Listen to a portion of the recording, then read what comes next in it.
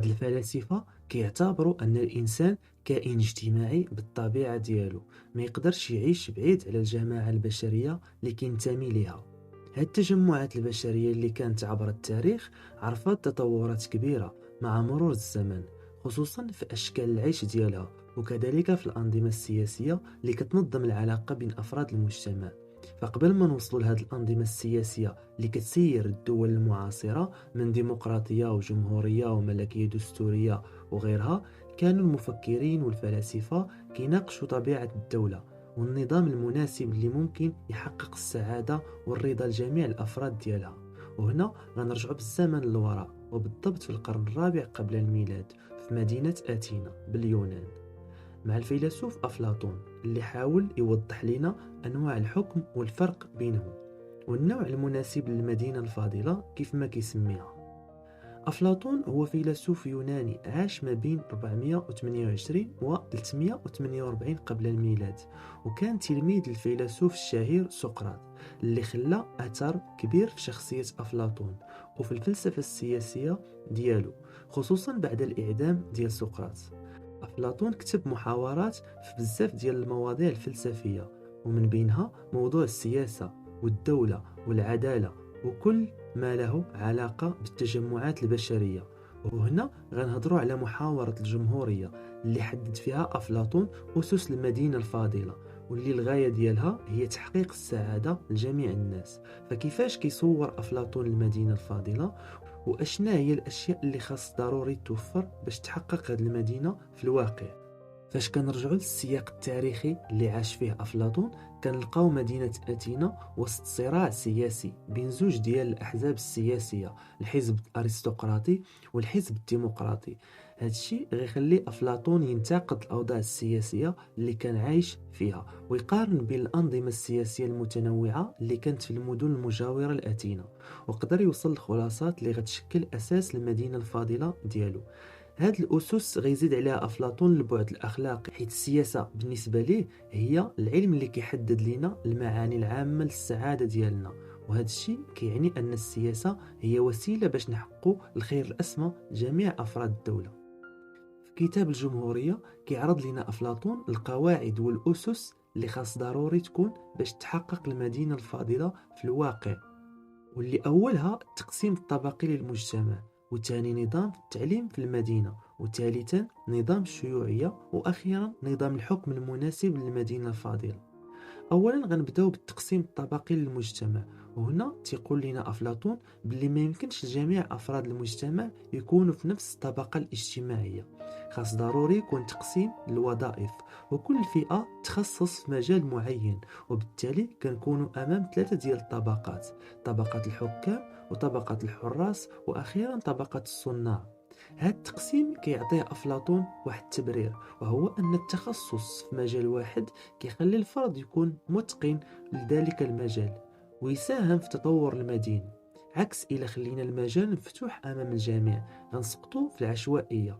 بحال مثلا فاش يبغي الصانع يكون سياسي وقائد المدينة، في هذه الحالة حسب أفلاطون غيكون فشل محتوم لهذه المحاولة، حيث ممارسة السياسة كتطلب واحد المسار من التعليم والتكوين غنرجعوا ليه فاش نهضروا على نظام التعليم. ولكن واش أفراد هذه المدينة غيتقبلوا هذا التقسيم الطبقي؟ هنا كيجاوبنا أفلاطون باللي ممكن أفراد المجتمع ما يقبلوش هذا التقسيم، ولكن حنا خصنا نقنعوهم باللي هذا التقسيم طبيعي وعادل. وهنا أفلاطون كيستعمل واحد الأسطورة اللي كتقول باللي الناس بحال المعادن كتختلف القيمة ديالهم والمكانة كذلك. حسب أفلاطون هذه الطريقة هي اللي نقدروا من خلالها نحافظوا على المدينة والاستقرار ديالها. الأساس الثاني للمدينة الفاضلة عند أفلاطون هو نظام التعليم، حيث هو اللي غيكون لينا الحكام والمحاربين والمواطنين الصالحين بصفة عامة. وهنا أفلاطون كيقول باللي التعليم خاص يكون من مسؤولية الدولة، واللي خاص تأسس نظام عسكري لتعليم الحراس والمحاربين اللي غيدافعوا على المدينة. وهنا أفلاطون كيركز على دور الرياضة والموسيقى، حيث الرياضة كتنمي البنية الجسمانية للحراس، والموسيقى كتحافظ على التوازن النفسي ديالهم. كما كنلقاو أفلاطون كيستبعد الشعر من نظام التعليم وكيعطي الأهمية للفلسفة، حيث الشعراء بالنسبة لأفلاطون كيديروا محاكاة للواقع اللي عايشين فيه، واللي هو في الأصل محاكاة لعالم المثل الحقيقي. في هذا السياق كيقول للشاعر الإغريقي هوميروس اللي كانت الأشعار ديالو معروفة ومنتشرة في آتينا، كيقول ليه: نرجو هوميروس وغيره من الشعراء ألا يغضبوا إذا استبعدنا تلك الأقوال وما على شاكلتها. أفلاطون كيآمن باللي التعليم الجيد غينعكس على تقدم المدينة والازدهار ديالها. داكشي علاش كيقول لنا باللي الحكام اللي غيسيروا شؤون المدينة خاص ضروري يكونوا دازوا من النظام التعليمي ووصلوا للمرحلة من الحكمة والاتزان العقلي والنفسي وحتى القدرات البدنية. وهنا كيزيد أفلاطون يوضح لنا أهم الشروط اللي ضروري تكون في الحاكم المستقبلي. أول حاجة هي يكون مخلص للدولة وقادر على أداء المهام والحكم بطريقة عادلة. وثانيا خاص ضروري يدوز من بزاف ديال الاختبارات الرياضية والعقلية. وأخيرا خاص الحاكم ما ياخدش الحكم حتى يكون في سن 40، لأن هذا السن حسب أفلاطون هو السن المناسب للحكم، حيث كيكون الحاكم مؤهل ووصل لدرجة من الحكمة والفلسفة. اللي كنلاحظوا من خلال هذا النظام التعليم اللي كيقترحه أفلاطون أنه في الأخير كيوصلنا لشخص الحاكم الفيلسوف، حيث أفلاطون بالنسبة ليه الفلسفة والحكمة شرط ضروري لممارسة السياسة. الحاكم الفيلسوف غيكون قادر يحقق السعادة للمدينة ويحافظ على القيم الأخلاقية السامية.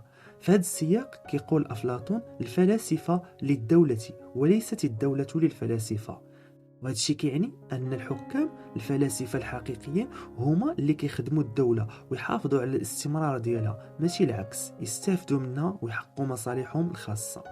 بعد ما كينتهي أفلاطون من تحديد نظام التعليم في المدينة الفاضلة، كينتقل بينا للنظام الشيوعية في المدينة الفاضلة، واللي كيتحدد حسب أفلاطون في الملكية وفي مؤسسة الأسرة. أفلاطون كيعتبر الملكية الخاصة شيء مرفوض في المدينة، وخاصة بين طبقتي الحراس والحكام. الزوج ديال الطبقات ما خاصش يكونوا ملكيات خاصة سواء مال أو ذهب، حيث هذا الشيء غيحولهم لطبقة الصناع والتجار. وكذلك هذه الملكية الخاصة كتؤدي للفساد وسوء تدبير الدولة. الجانب الثاني للنظام الشيوعي عند أفلاطون كيتمثل في مؤسسة الأسرة. هنا أفلاطون كيحدد لنا الأدوار ديال المرأة والرجل، وكيعتبر باللي المرأة بحال الرجل عندهم نفس الحقوق والواجبات، كيف ما أن المرأة ممكن لها تخدم في بزاف الأعمال ديال الرجل بحال الطب والصناعة وحتى الجيش ديال الدولة. فاش غتحقق الدولة المساواة بين الرجل والمرأة، خاصها ضروري تتحكم في نظام الزواج وتشرف على زواج الحراس، وتخصص نساء مربيات يتكلفوا بتربية أبناء الحراس بعيدا عن الآباء ديالهم. هذا المخطط ديال الزواج اللي كيوضعو أفلاطون عنده هدف أساسي، هو الحفاظ على عدد الحراس ديال الدولة بشكل ثابت. هكذا كتحقق الدولة الشيوعية وكتحكم في الأسرة وعدد الولادات وحتى في الملكيات الخاصة. بعد ما عرضنا أهم أسس المدينة الفاضلة الأفلاطونية، بقى لينا واحد المكون آخر أساسي وضروري، وهو نظام الحكم اللي غنعتمدوا عليه في المدينة الفاضلة. في كتاب الجمهورية كيعرض لنا أفلاطون 5 ديال أشكال نظام الحكم. أول نظام هو الديمقراطية، وكيعني حكم النبلاء. هذا النظام كيمنح السلطة للأشخاص اللي عندهم نسب وشرف في الدولة، بحال النظام اللي كان في مدينة أسبارتا اليونانية. هذا النظام حسب أفلاطون ما كيصلحش للمدينة الفاضلة، حيث كيؤدي لفساد الحكم والدولة. النظام الثاني هو الأوليغارشي، وكتعني حكم الأغنياء. هذا النظام كينبني على الثروة، كلما كان الإنسان عنده ثروات كبيرة إلا وكان عنده إمكانية باش يحكم المدينة.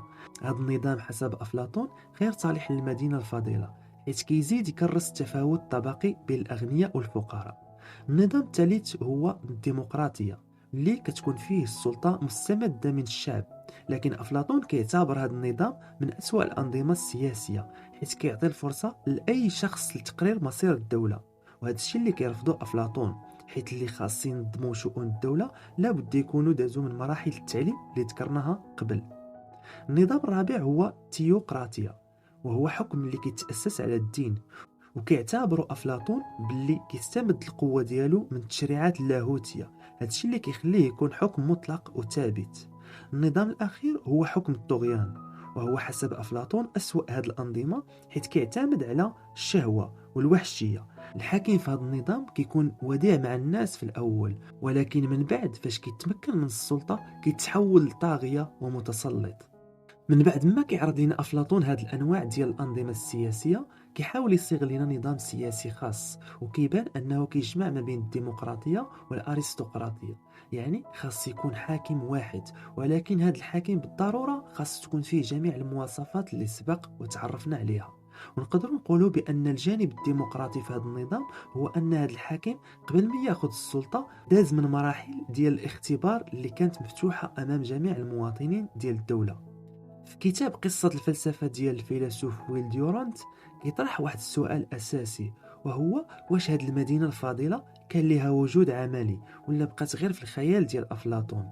وكيجاوب ويل ديورانت على هذا السؤال، وكيعتبر بلي الأنظمة السياسية اللي كانت في العصور الوسطى كانت مبنية على التقسيم الطبقي للمجتمع كيف ما حددوا أفلاطون، خصوصا في البلدان المسيحية، حيث كانت كتنقسم لطبقة العمال وطبقة الجنود وطبقة رجال الدين اللي احتكروا وسائل المعرفة والتعليم، وبالتالي شكلوا نخبة اللي ممكن نعتبروها نخبة الفلاسفة والعارفين. هذا الشيء اللي خلاهم يشكلوا واحد الطبقة مطلقة القوة والسلطة.